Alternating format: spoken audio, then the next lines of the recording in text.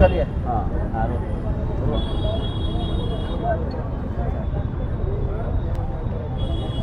आंदोलन केलं काय करा? सन 2025ला भूमपंडा वाशी या ठिकाणी अतिवृष्टीमुळं शेतकऱ्यांचं अतोनात नुकसान झालं. नदीलगतच्या जमिनी वाहून गेल्या, गुरंढोरं जनावरं मेली, शेतीचं तसेच फळबागांचं नुकसान झालं. सरकारनं फार मोठमोठ्या घोषणा केल्या की या शेतकऱ्यांना सावरण्यासाठी आम्ही पीक विमा असेल, इतर तातडीची मुदत असेल, त्या ठिकाणी वाहून गेलेले पूल असतील, रस्ते असतील, रातोरात आम्ही उभा करू. प्रत्यक्षात अंमलबजावणी दिसून आली नाही.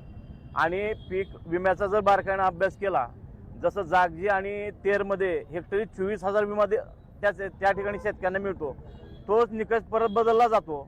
इतर तालुक्यामध्ये विशेष म्हणजे ज्या भागात अतिवृष्टी झाली त्या ठिकाणी कुठं 1,500, 2,000, 2,500 असं मंडळनिहाय शेतकऱ्यांना पीक विमा मिळतोय.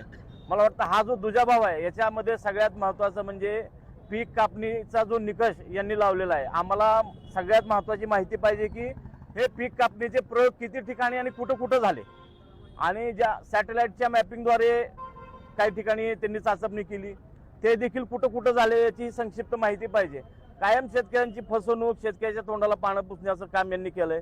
आता लोहाऱ्यामध्ये सुद्धा बघा 47 पैकी 31 गावाला विमा अतिशय अल्प मिळालाय. कुठं 1,000, 1,500, कुठं 2,000 रुपये, म्हणजे 3 मंडळ त्या ठिकाणी वगळण्यात आलेले आहेत. एकंदरीत हा जिल्ह्यावर अन्यायच आहे. संपूर्ण जिल्ह्यामध्ये असाही पाऊस कमी असतो, पिकाचं सोयाबीन सारखं पीक येतं की जातं माहिती नाही, आणि शेतकऱ्यांनी भरलेला जो विमा आहे तेवढंच एक शाश्वत उत्पन्न आता मला वाटतं की ते शेतकऱ्यांसाठी आहे.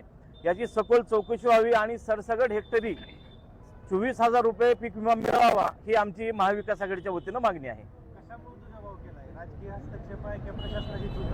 सगळ्यात महत्त्वाचं राजकीय हस्तक्षेप पण आहे त्याच्यात. जे सत्ताधारी आहेत त्यांच्या मंडळाला कसा मिळतो पीक विमा जास्त, तुम्ही मंडळ तपासा ना.